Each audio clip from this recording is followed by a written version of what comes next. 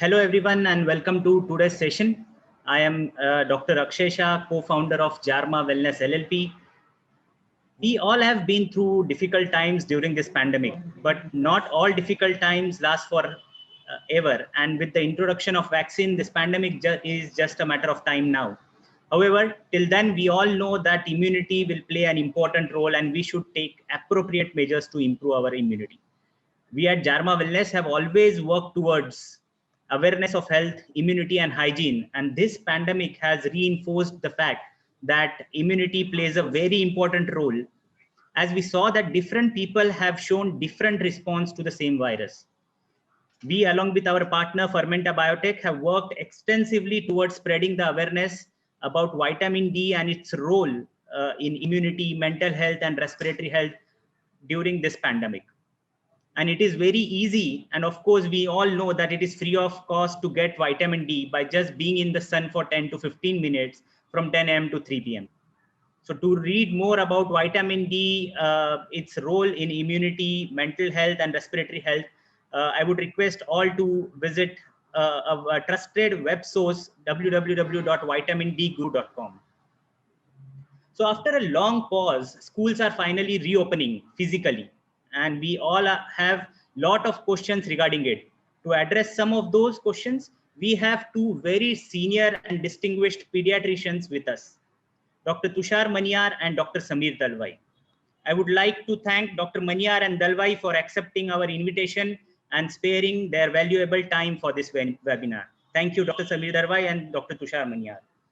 So Dr. Tushar Maniar is a well-known pediatrician and specialist at Nanavati Super Speciality Hospital, Mumbai. Also, he is head of department at Center for Child Health, Nanavati Hospital. Dr. Maniar is associated with Jarma Wellness LLP as a part of the medical advisory board since a long now. We also have Dr. Sameer Dalwai. Dr. Dalwai is a developmental pediatrician. He is a founder director of New Horizons Child Development Center and also is national chairperson for chapter of developmental pediatrics at Indian Academy of Pediatrics. Dr. Dalwai is also a member of expert panel, Maharashtra State Commission for the Protection of Child Rights. So without further delay, I would like to invite Dr. Tushar Maniar to start the session. So Dr. Maniar will cover the topic post-COVID reopening and what will be the life at schools. Dr. Maniar, over to you. Thank you, Dr. Akshay, for that wonderful remarks. And I will start straight away without wasting time.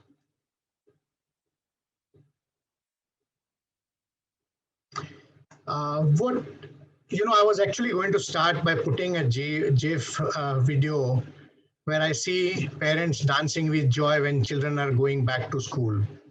But I don't think that's really the case. Many of you are concerned and anxious about how the school is going to start, not only for the parents, but also for children.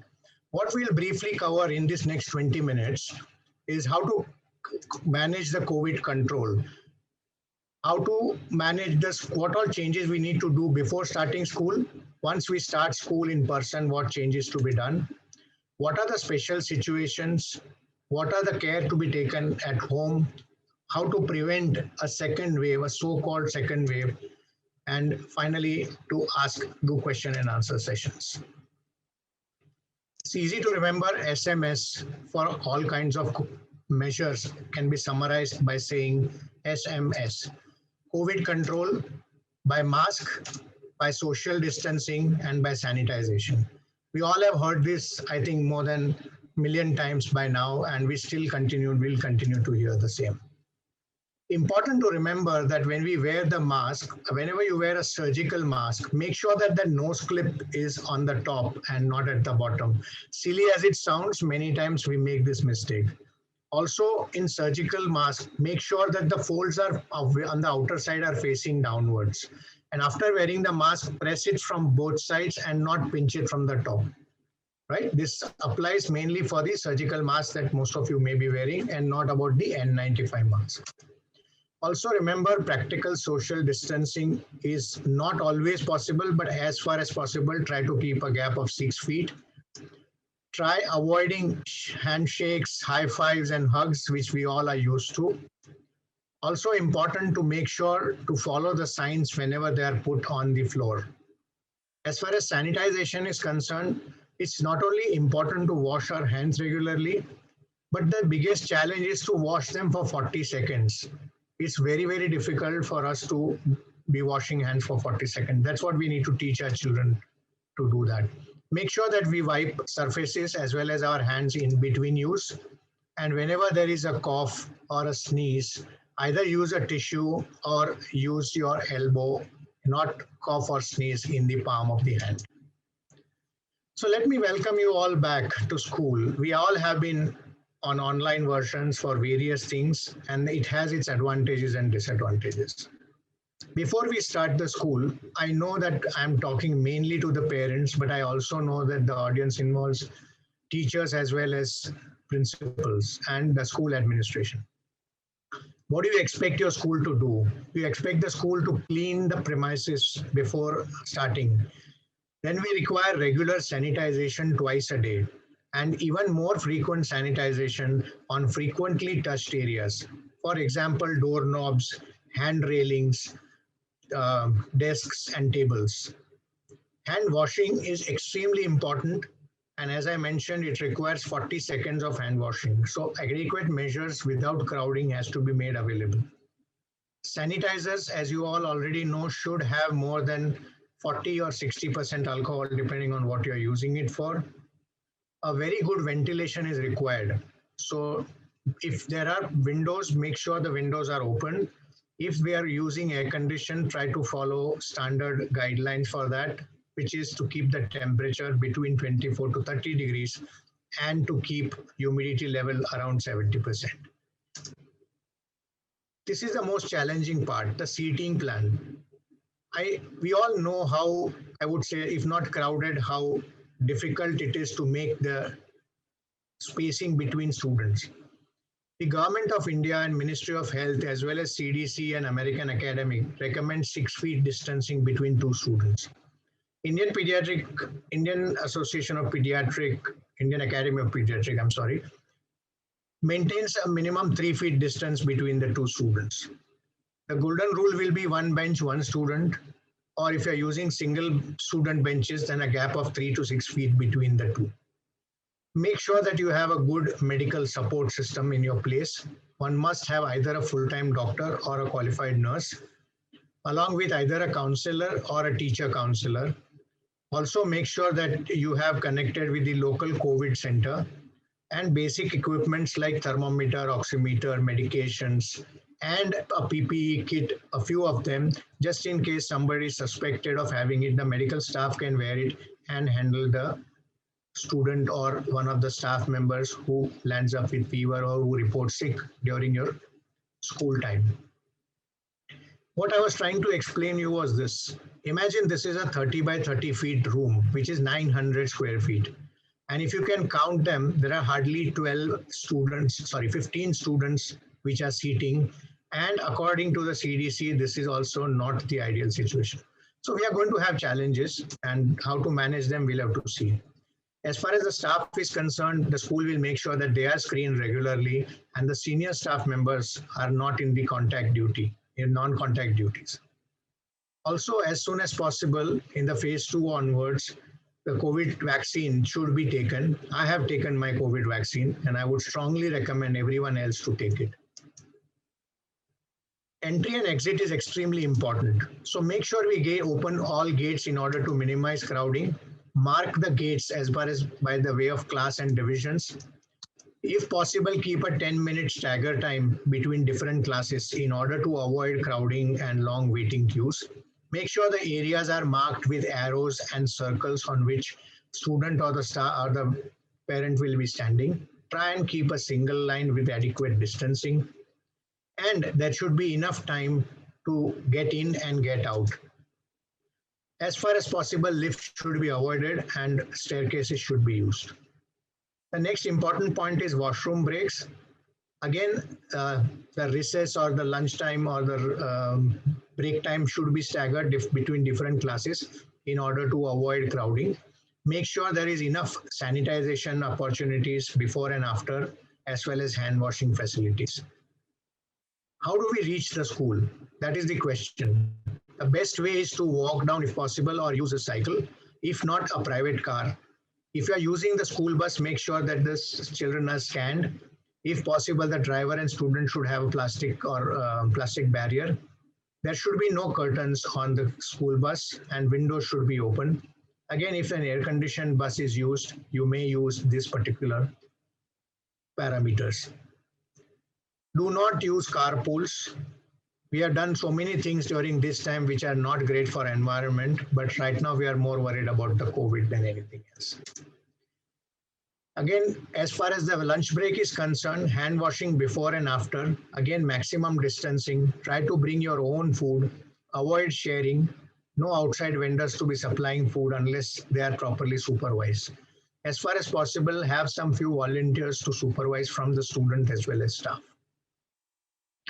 Hostel and school cafeteria have very long list and outside the purview of today's discussion. If anybody is interested, they can reach Germa and Germa Wellness and I will be happy to provide the details. Now welcome parents. This is now specially for you. Make sure that you talk to your children or talk to your child before you send them to school. There are a lot of apprehensions about COVID and about going to school, catching COVID. What if they get it? What if the parents get it? And I'm sure my dear friend, Dr. Samir Darwai will be elaborating on that. It is mandatory to provide consent to the school by the parent before sending the child. Carry minimum books and minimum items. Do not force attendance and make sure that routine immunizations are taken care before sending children to the school. What would the school want from you? School would prefer to have your consent. As far as possible, have a Arogya Setu app downloaded on the parent's phone. Disclose any COVID family history that you may have suffered in the last 8 or 9 months. Also share your recent travel history, whether you belong to a containment zone or during the school, if your area gets into a containment zone. And most importantly, remind the teachers about the comorbidity that your child may have, like asthma, diabetes, obesity, etc. At school, now the school has started, and what do you expect to do? What is expected? The school, they will be checking the temperature. Preferably, we will be working at reduced hours, not only to accommodate more number of children, but also to have enough spacing. I will discuss a little bit in length about how there may be changes in the core curriculum, in the teaching methodology. Avoid events like parent-teacher meeting or say any fun or any other events, even sports. How much sporting activity will be done will be decided as per the government regulations. Minimize formites. Formites are surfaces from where you can transfer germs. So you can have a single sheet of blank papers and they can go home and file it according to the subjects, etc. Make sure you give them extra mask or napkins in order to, in case any of them get stained. As for the NCERT, the core curriculum only should be taught. The syllabus can be truncated in order to reduce the number of hours. So they may focus only on certain chapters or certain areas of the teaching. The important concept is schoolwork can be done at home and homework can be done at school. What I mean by that is there can be preparatory lectures prepared by the teachers and send them over to the students, which they can read at their own time and come to school and finish their homework or so-called assignment at school so that they can ask all their difficulties or whatever problems they have had to the teacher directly. All the assessments and exams can be made online in order to reduce that in-person time. Please make sure that you add COVID-related information and most importantly, myths versus facts, like all the WhatsApp university messages that you learn, the students also know it, and make sure that they are not unduly scared about COVID or COVID vaccines. School will of course be forming certain policies. We'll not get into the details. Each school will have their own different policy about emergency procedures in case some problems occur, etc. Avoid sharing of books. School will make sure that there are safety drills, etc., so that in case somebody is found to have some sickness or some emergency in the school, what is to be done. It's an interesting term I came across called micro yoga, which has been introduced by, again, Ministry of Health. And it says that while being in the school, because of the high stress environment, they can do simple neck exercises, shoulder rolling exercises, hand stretching in order to release them from physical stress. Various posters, handouts, checklists, etc. can be given to the students. Every student must be told to ask if they went to a bathroom, did they eat, did they cough or sneeze, did they touch anything which has been touched by other people, then make sure they either wash or sanitize their hands.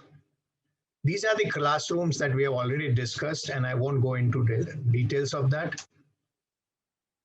Of course, most important being, teachers will be keeping a watch on any of these symptoms or any other unusual complaints which comes from the student. Cough, fever, feeling cold, shortness of breath, sore throat, muscle pain, and lastly, of course, loss of taste or smell, which has been hyped up beyond point. What do you do once if they are found to have been unwell at school? Make sure that the child is assisted to the school clinic. He or she is isolated till the child is picked up. If possible, without causing panic, move children to another classroom and disinfect the classroom in which this child was sitting, but wait for 24 hours before you do that in order to minimize the aerosol affection of the person who is cleaning it. Make sure to inform the COVID center and reassure other students and parents. The parent will be asked to come and pick up the child. Preferably the parent should come alone, wait in the car, and the child should be brought to the parent, because the parent may already have been exposed to this at home. So we don't want the parent walking through the school and going and picking up the child. Make sure you keep the car windows open during your travel. And again, wait for 24 hours before cleaning your car in case the child the report turns out to be positive. Of course, inform the school about the progress of the child and of course about the COVID report. What do you do at home in order to prevent yourself or protect yourself from getting COVID, and in case COVID affects you, to minimize the trauma and problems of COVID? Make sure that you have proper nutrition and diet. What I mean by that is avoid junk food, avoid having and putting on weight. Supplements wise, as Dr. Akshay was talking, only vitamin D has been proven to have protective benefit in COVID, and a regular supplement of vitamin D in recommended daily allowance, which being 600 to 1000 units for children, should be consumed. You can take a bolus dose to start with. Vitamin C, zinc, multivitamins, etc. you can consume, but that has not been proven. Again, I will repeat, that has not been proven to have any major benefit. Though if you consume within the recommended limits, there are going to be no harm on that. Most important, make sure that your routine immunization for your children are completed, because just because COVID is there doesn't mean that other dreaded diseases have gone away. Whenever possible, as early as possible, please take COVID vaccine. I'll take a minute to dispel all myths about COVID vaccine. Don't read about various brands of COVID vaccine, one being more effective versus the other, etc. By the time you are able to take the vaccine, I'm sure you will have more information, data, and clear picture about what vaccines you are going to receive. Also at home, make sure to have enough time given for exercise, play, and if possible, yoga.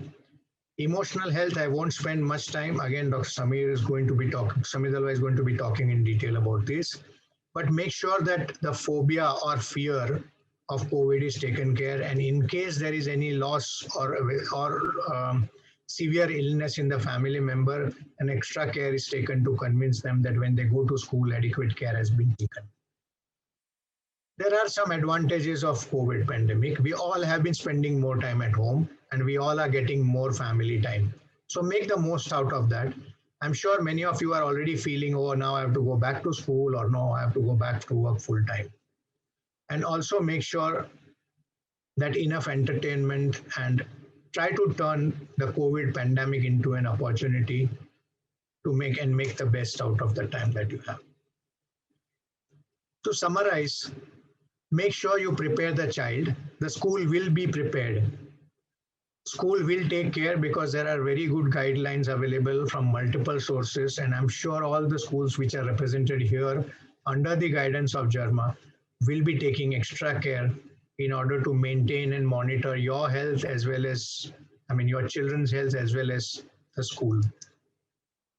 Whenever in doubt, stay home. That's the golden rule. Whenever you feel the child is not well, even if you feel the child is just saying, I'm too tired to go to school, that may be the first day of illness, and try to stay home at that time. Emotional and physical health, both are equally important. So please do not ignore emotional health. Consider different ways to learn. You will be surprised at the amount of knowledge people have gained, or different types of hobbies and other activities people have learned during this pandemic. Convert the pandemic into an opportunity. That's what the message I would like to say. When in doubt, stay at home and convert the pandemic into opportunity. As far as the parents are concerned, make sure you yourself wash your hands often, use hand sanitizer. Please, please, please, please, please wear a mask. Try not to touch the face. If I'm wearing a mask, I'm less likely to touch my face. Cover your sneezes appropriately. Keep a good social distancing.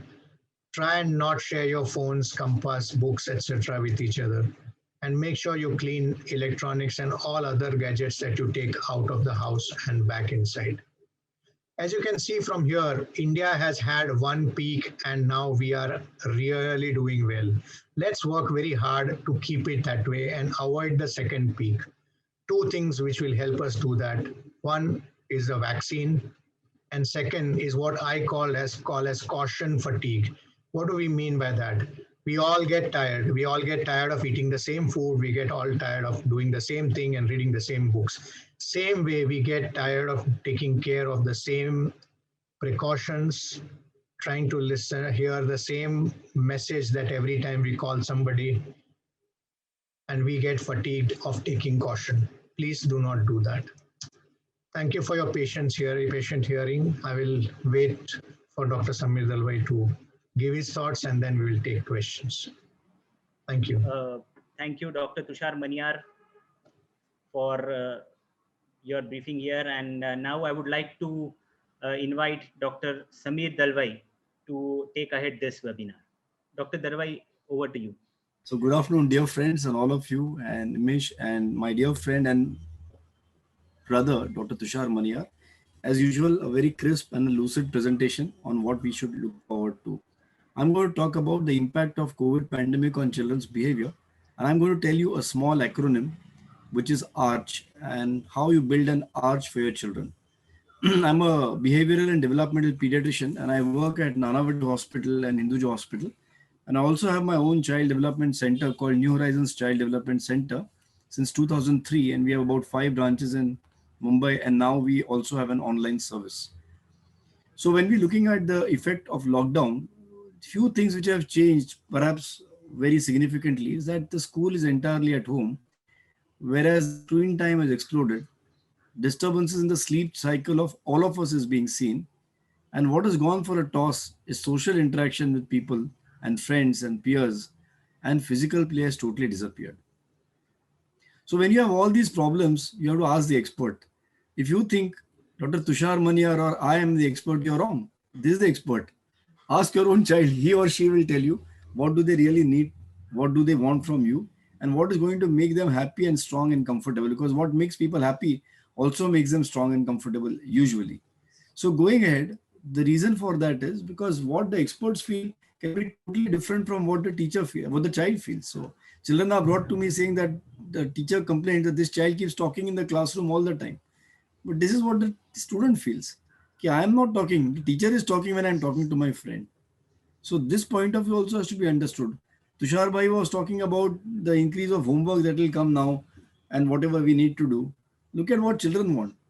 They want a system where there won't be any homework at all, because perhaps that's what takes them away from their childhood. But if you feel with all the stress at home, children at home, parents, I mean, you're having to be with your spouse at home, having to do all the housework.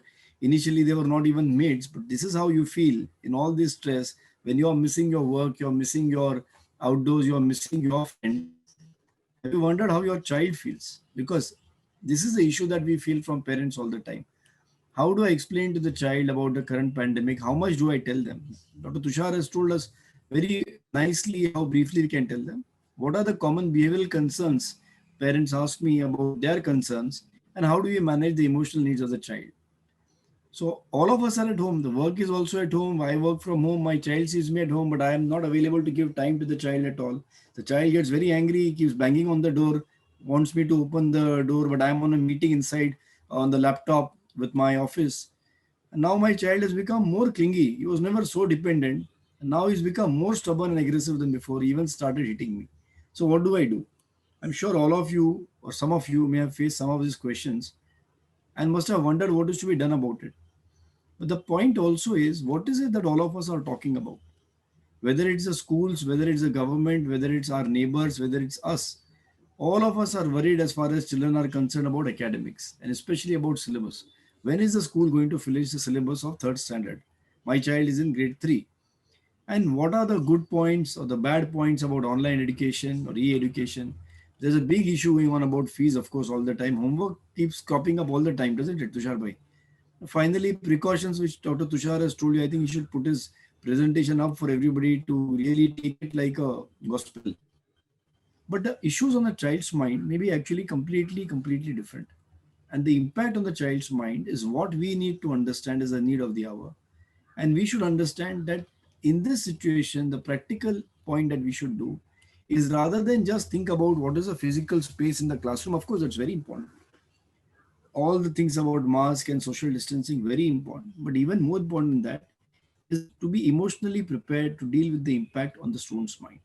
Now, what has been the reason for this?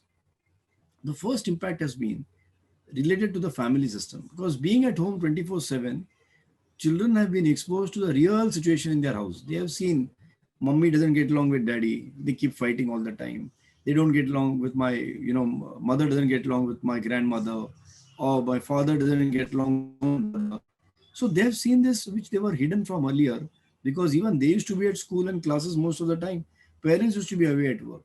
Now, this has either led them to believe, if they've seen a good thing now, they've seen that the parents are very well adjusted, the family is very well adjusted, the good dynamics, it's actually made them stronger because they now have a very positive belief about the family. But if the converse is true, it has suddenly exposed them to a lot of anxiety and surprise and shaken their foundation in the strength of their family.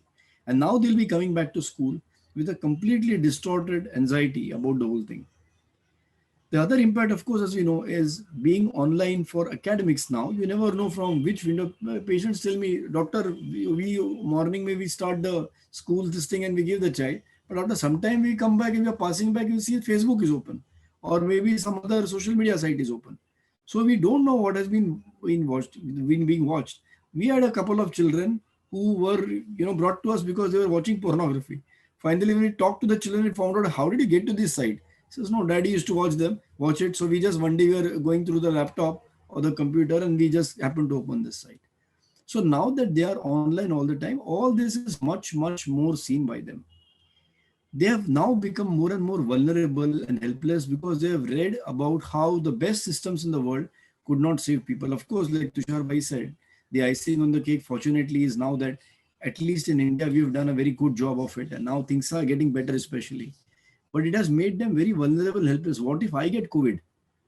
What if I get COVID, not just physically, but then, just like my mummy said, वो बच्चे को COVID है, उसके साथ खेलने मत जाना. उसके घर में grandfather को COVID नहीं जाने का है.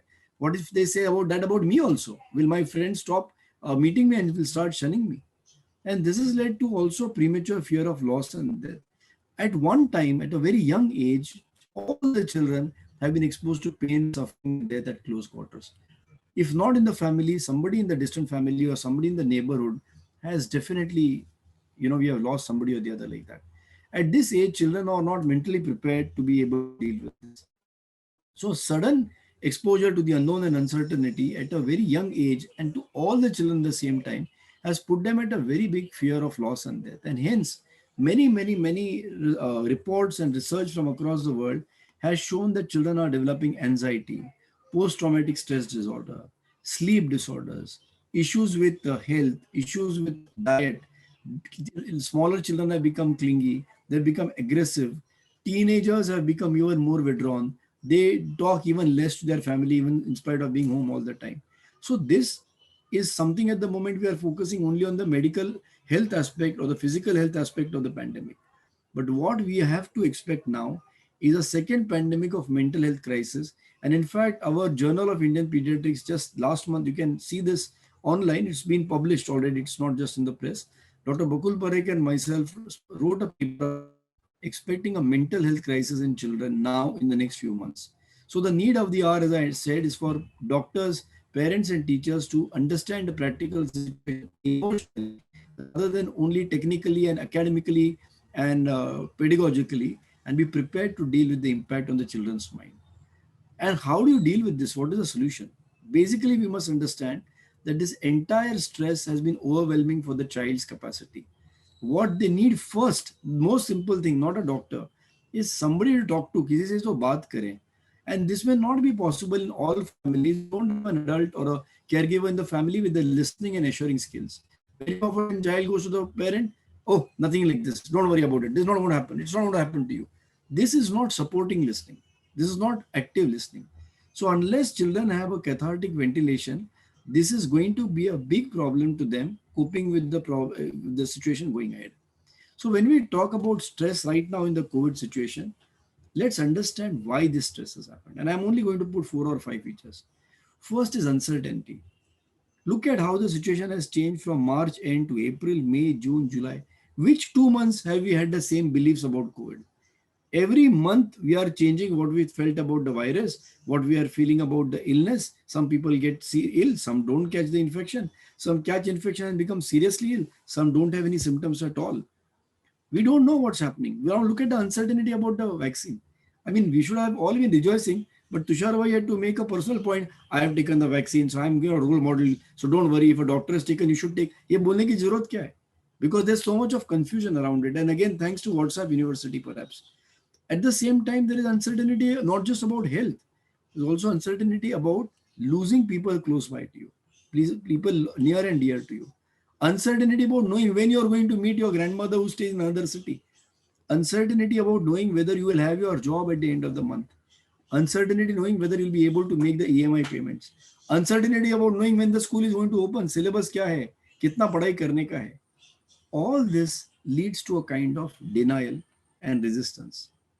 I don't want to do this. Why should I face this? Why should I go through this? So there is always a resistance. I have worked all my life. My life was set.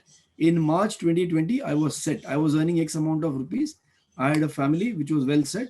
My wife was doing this. My parents were doing this. My kids were doing this. I was doing this. Why should I allow it to change? We don't want to change and get out of our comfort zone.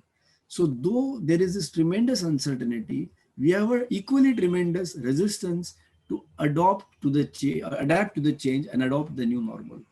And this resistance leads rise to anxiety. Anxiety is nothing but when the demand exceeds the supply. We have certain mental resources and physical resources. We have certain mental strength. This is my comfort zone. Now suddenly there is a challenge to my comfort zone and I don't have what it takes to adjust to it. That leads to anxiety. Now, there's anxiety. Next step is paranoia. Okay, my friend lost his job. My cousin lost his job. What if I lose my job? Paranoid. My neighbors have, the ground floor fellow has got COVID. The top floor fellow has got COVID. I may also get tomorrow. I will get tomorrow, in fact. That's paranoia. And all that happens is eventually it worsens our performance in life. Performance is not only what you do in the office. Performance is not only what your child does in the school. Performance is how you behave in society. Performance is how you handle your own stress. Performance is how you handle your own anxieties. Performance is how you face the day-to-day challenges of life. And this has all been impacted, leading to stress. So in a short method, what is a way to de-stress? Rather than distress, de-stress. Start by understanding, accepting all of us are at ground zero, at square one. Whatever we may have had better than others, we may have been more powerful than others, we may be having had a bigger salary than others, we may have had a better job than others, we may have been getting more marks than others, we may be having better books than others. Understand all that has changed, because perhaps now books no longer matter, it's all online, for example. So whatever we thought we had or we took for granted, all that we took for granted may have gone. So let's start by assuming that no, I don't want to take anything for granted. So what if I was doing so well earlier? So what if life was easier for me? Let me reject that. Let me get down to square one and start again from there, or ground zero and start from there. Let me accept the change or the situation as change. And now we are all in a bad situation relatively, and we need to accept it. That all that we may have done, for example, all the work, so many people have lost their businesses entirely. There were so many areas of work which were absolutely of no use during COVID. All those industries, those factories, those clinics completely stopped. Now one has to accept that we are back to square one. So start at ground zero is what is very, very important, with the humility to understand that not only me, but everybody else also is in the same boat. And hence I need to reach out to other people. I need to reach out to those who are better than me, and even more important, to reach out to people who are worse off than me, because both of it is true.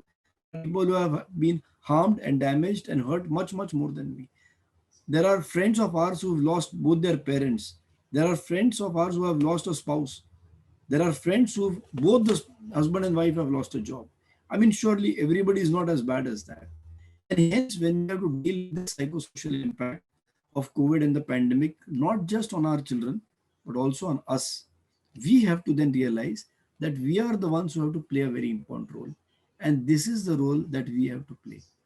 We have to be an arch. An arch is a structure like this, as you know, which supports a structure which has to bear a very, very heavy load and a very heavy weight, a heavy strength on it.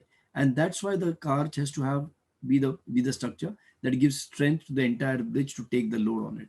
So what we have done is, at New Horizons Child Development Center, we've proposed this arch model to help parents understand how to deal with the children and help the teachers understand how to help the children in this psychosocial impact, which has come to us quite suddenly. So what we must understand is, the ARCH is an acronym, ARCH. Of course, I told you what ARCH means, you all know it. What it means here in this case is, A stands for an attitude to attempt something new and an attitude to adapt to the new normal. R stands for resilience. C stands for collaboration with care. And H stands for humor and humility. This is what makes up the four components of the arch. And if we learn how to help our children, and before that ourselves, develop all these 7 areas, we will be able to help our children much more better. So like I said, A stands for the attitude to attempt and adapt, because at the moment, life always is, but especially so now, uncertain and evolving. And hence we need to encourage children to adapt to the current scenario and attempt solutions in a new normal rather than wait for familiar comfort zones. 95% or rather 100% of what Dr. Tushar said was adapting to a new normal. Who would have thought all these things what he spoke were necessary to be heard on the 1st of March 2020? And today, it's equally normal to feel this is very important to hear it on the 21st of January 2021. So today, what do? You need to think out of the box. You need to come out with newer solutions rather than waiting for the familiar ones. So encourage your children to try something new. Help them that if they have an idea, encourage their idea. If they have some questions, answer their questions. If you can't answer their question, tell them, wait, I don't know, but I can find out and I can tell you, or I can tell you who knows. Do not discourage children because they are already under so much of stress. So the whole point of A is at least allow them to attempt, but don't discourage them. Don't break down whatever ideas they are coming up with. Go along with it and encourage them. R stands for resilience. Now, when you come out with new ideas in an unprecedented situation, the most likely consequence is not success, but more likely to be a failure because you don't know. And hence, being able to deal with failure and not get depressed and down and to come back again, like Mohinder Amarnath in the old days used to come back as a comeback man in cricket, resilience needs to be developed in our children. And that resilience starts by not giving them a big lecture. अरे हमारे जमाने में हम ये करते थे, Look at how other seniors are saying, we were always so strong, or we did this, we did that. ऐसा डरते नहीं है. ऐसा प्रवचन से किसी को कुछ फायदा नहीं होता है. What is more important for resilience is listening and being emotionally available to child. Listen to what the child has to say. Because if you let children express their concerns and participate in the activities that they are doing and allow them to discuss about the activities they are participating in, it makes them feel that my mother or father or uncle or grandfather or teacher is listening to what I'm saying very seriously, which means it's a good idea. And even if my previous failed, so what? Maybe this new idea is a good one. Nobody wants your new idea to be the next Apple or Microsoft. And so all those coding apps and classes are, well, quite rubbish if I have to say so. But what's important is the simple things that they want to do, encourage them for that. You don't have to try making the next Steve Jobs. And hence, the resilience is a bigger aspect for parents. You have to be resilient. If you are not resilient, if you show that you have broken down, if you show that you don't have control over what's happening, then it's going to be very difficult. At the same time, very important, you don't have to be superwoman or superman all the time. You are a normal man or normal woman. You don't have to be Superman or a Batman and wear a mask and a cape and go around flying anywhere. Keep yourself grounded. It's okay to fail. You have to demonstrate that I also couldn't do this. I also failed at that. That is what we mean by being resilient. Not by showing that you cannot fail.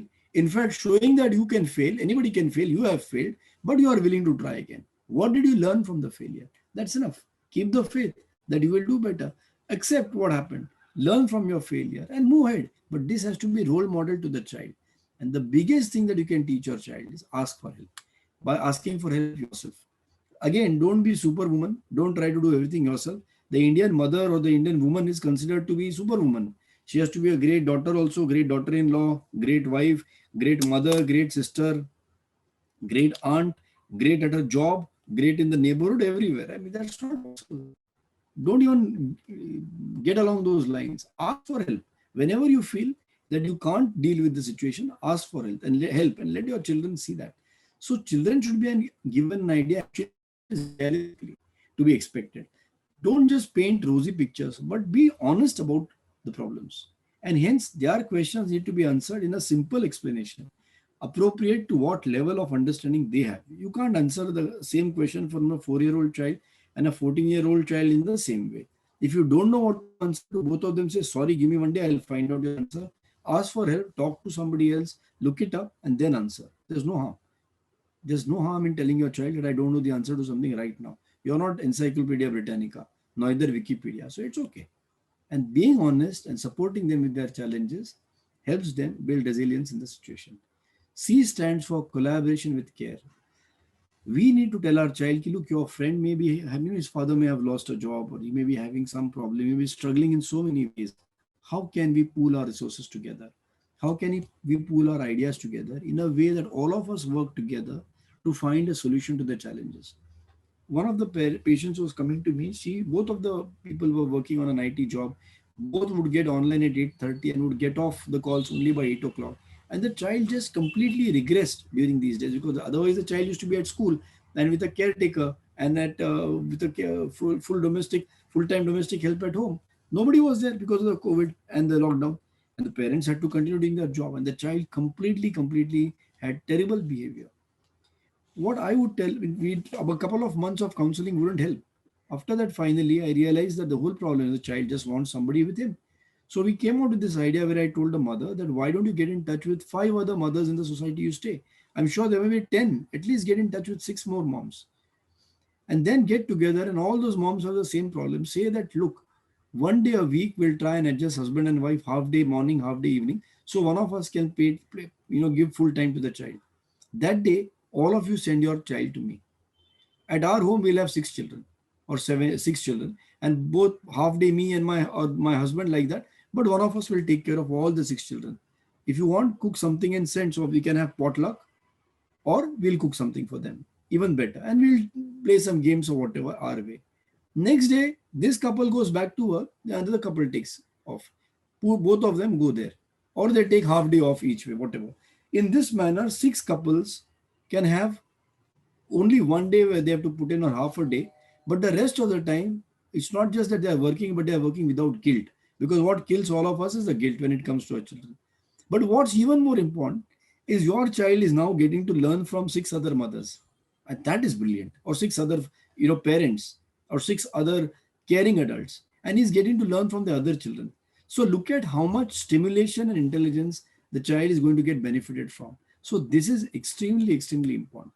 So you need to, the other thing that can be done is about care and collaboration is how you can share stories. That's a wonderful resource. If you go online, you'll find many, many, many resources for storytelling. Because when you give somebody a message, किसी को हम intelligence चीज सिखाते हैं, it's boring. But you tell them the same thing in a story, everybody wants to hear. So that's how we should be able to deal that. And finally, when it comes to collaboration, there cannot be collaboration without caring for each other. Those six mothers actually have shown care for each other. They are not just collaborating, but they care that if you are not able to handle all 6 days, don't worry. We all care for each other and will handle it. So it's very important to teach children care in this situation by doing what we do. And that's what's very important. Finally, coming to the H part of the arch, humor and humility. Then humor in everyday life is vital for our child or us to withstand distress. At the same time, a calamity or the pandemic like this teaches us how important it is to be humble and to accept that we may be in a loss at any point of time, or we may have something completely against what we have taken for granted, and we need to accept it. The best way of showing you this example is this fantastic movie called Life is Beautiful. Perhaps one of the best films ever made. I don't know how many of you have seen this. If not, you need to see it yesterday. I mean, at least today you see it if you haven't seen it yesterday. This is a story about a man who's a very, very unique man. And Tushar will smile because we knew a man like this. Unfortunately, he's no more. But this is about a story about a man in Germany in the 1930s when Germany was taken over by the Nazis. And this guy is a Jew. So he was actually picked up, and his wife and child, as you see in the picture, and they were sent to concentration camp. In the concentration camp, this man actually spins a story about the fact that the concentration camp, but it's a game, and he tells his child, he smuggles his child inside the camp, but the child will get obviously shocked and ostracized by seeing what's happening. At the same time, he has to keep the child hidden. If he scares the child into hiding, he knows that the child will come out sometime or the other and get caught and get killed. So he actually spins it off as if it's a game and the child should hide because the Nazis are cops and they are robbers or something like that, and you will get points for it. You will not believe it, what a movie it is. How in the worst situation, you can still find humor. But the lesson to learn is, it's not something that you learn in a lecture and do it next day with your child. This is an attitude that you've built over life. This is the attitude of this man throughout his life. And even when he was courting his wife, this was the attitude that he had. So humor and humility go hand in hand. And hence, finally, even if you are looking at education, which is for us, the religion in India is now education for our children, and we are obsessed with it. First, we have to understand that we have to help our children express themselves better, share their problems with each other, collaborate together as a team, celebrate small victories, everybody's victories, and most important, be prepared to enjoy every day that they have. One of the best challenges that have come up is this exploding screen time. You have an entire web page and a Facebook page and Instagram page devoted to this. It's called Limit My Screen Time, hashtag Limit My Screen Time. I won't talk much about it. It's available for all of you to go online and check it out. It gives you all the other activities that you can do to keep your child busy rather than just being glued onto a mobile. If you tell your child to stop watching the TV or the mobile, it won't work. If you give him something to do that is more interesting, that is the only way it will work.